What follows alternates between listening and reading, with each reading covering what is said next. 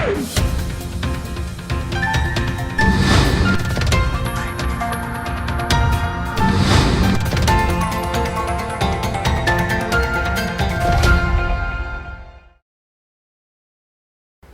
मरोदर bulletin में आपका स्वागत है। मैं हूं आपके साथ छवि फागना। कोरोना की दूसरी लहर दिन पर दिन खतरनाक होती जा रही है। देश में रविवार को 1,52,565 लोगों में कोरोना की पुष्टि हुई।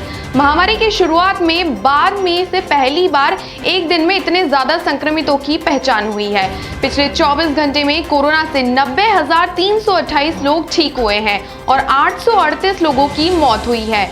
मौत के मामले में इस साल दूसरी बार एक दिन में 800 या इससे ज्यादा लोगों ने जान गंवाई है। इससे पहले 8 अप्रैल को 802 लोगों की मौत हुई थी। देश में एक्टिव केस यानी कोरोना के इलाज करा रहे मरीजों का आंकड़ा भी लगातार बढ़ रहा है। बीते दिन इसमें 61,329 की बढ़ोतरी रिकॉर्ड हुई और एक्टिव केस का आंकड़ा 11,02,370 तक पहुंच गया। शोपियान मुठभेड़ में सुरक्षा बलों ने 2 और आतंकियों को मार गिराया है। सूत्रों के अनुसार अभी इन मारे गए आतंकियों की पहचान नहीं हो पाई है। कल एक आतंकी मारा गया था। मुठभेड़ कल से जारी थी। जानकारी मिली है कि नए भर्ती आतंकी का समर्पण कराने के लिए पुलिस और सुरक्षा बलों ने गंभीरता से प्रयास किया।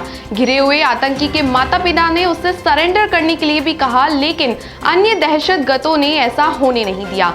बता दें कि कल सुरक्षा बलों को सूचना मिली थी कि कुलगाम के हाटीपोरा इलाके में आतंकी मौजूद है। इसी सूचना के आधार पर सुरक्षा बलों की संयुक्त टीम ने इलाके की घेराबंदी कर तलाशी शुरू कर दी। इसी दौरान आतंकियों ने अचानक फायरिंग करनी शुरू कर दी। इससे पहले गुरुवार और शुक्रवार को 2 ऑपरेशन शोपियान और त्राल में सुरक्षा बलों ने 7 आतंकियों का खात्मा किया था। कोविड टीकाकरण अभियान की रफ्तार तेज करने के लिए देश में आज से टीकाकरण उत्सव शुरू हो रहा है। इसी चरण में 11 अप्रैल यानी आज से सरकारी और निजी दफ्तरों में कर्मचारियों को कोरोना वैक्सीन दी जाएगी। इसे लेकर केंद्रीय स्वास्थ्य मंत्रालय ने दिशा निर्देश जारी किए हैं। स्वास्थ्य मंत्रालय के दिशा निर्देश के मुताबिक उन दफ्तरों में कोरोना टीकाकरण का काम शुरू किया जाएगा जहां कम से कम 100 लोग इसे लेने के लिए तैयार होंगे।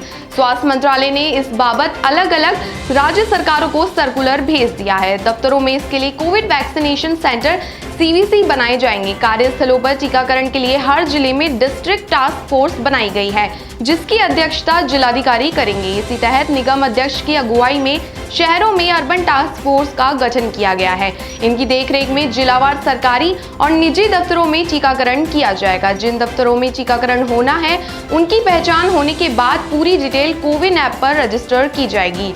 यह काम सरकारी और निजी दफ्तरों को समान रूप से करना होगा।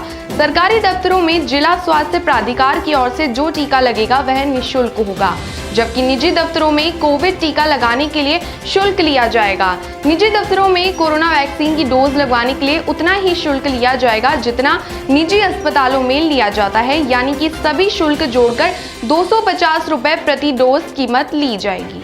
पश्चिम बंगाल के 5 जिलों की 44 सीटों पर शनिवार को चौथे फेज के लिए वोटिंग हुई। इसी दौरान कई इलाकों में हिंसा की घटनाएं भी सामने आई। कूच बिहार में हुई चुनावी हिंसा की अलग अलग घटनाओं में 5 लोगों की जान चली गई।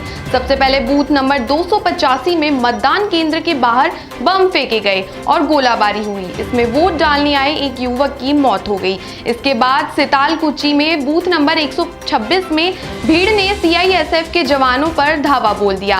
सेल्फ डिफेंस में फोर्स की फायरिंग करनी पड़ी। इसमें 4 लोगों की मौत हो गई, 4 अन्य घायल हो गए। इन घटनाओं के बाद चुनाव आयोग ने जिले में किसी भी पार्टी के नेताओं के आने पर रोक लगा दी है। यह रोक 72 घंटे तक रहेगी। गूगल फोन ऐप पर अब अज्ञात फोन नंबर से आई कॉल रिकॉर्ड करने का विकल्प मिलेगा। पिछले साल गूगल ने कॉल रिकॉर्ड करने का विकल्प शुरू किया था, जो कई फोन में उपलब्ध है। 5 करोड़ से अधिक फोन में पहुंच चुके इस ऐप की सेटिंग में यह विकल्प देने की शुरुआत की गई है। हालांकि यह विकल्प सभी देशों में उपलब्ध नहीं होगा, लेकिन भारत में लोग इसे उपयोग कर पाएंगे।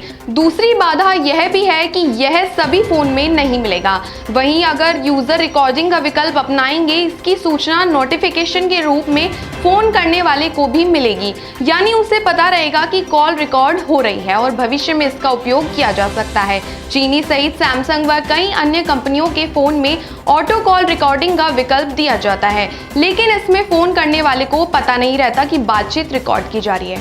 तमाम देश और दुनिया की बड़ी खबरें देखने के लिए देखते रहिए मरुदर बुलेटिन। नमस्कार।